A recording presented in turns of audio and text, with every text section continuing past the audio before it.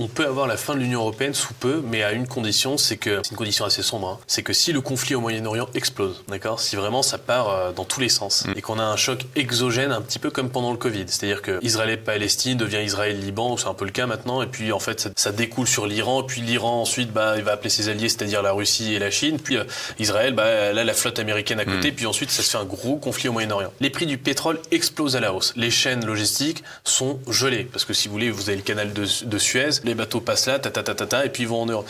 Et le détroit d'Ormuz. Et le détroit d'Ormuz. Donc là, on est dans une situation un petit peu comme pendant le Covid. Perturbation des chaînes logistiques, demande toujours constante, mais l'offre qui va devoir baisser ou qui va coûter de plus en plus cher parce que tout est perturbé. Le carburant coûte très cher, les chaînes logistiques sont perturbées, donc il faut faire le tour de l'Afrique, ça prend 15 jours de plus, 15 jours ou 3 semaines de plus. C'est donc là, pareil, ouais. voilà, pareil, on va devoir augmenter les prix. Ce choc exogène-là, s'il arrive, c'est l'équivalent pour moi d'un quasi deuxième Covid. Là, je pense qu'on pète définitivement l'Union européenne, c'est fini.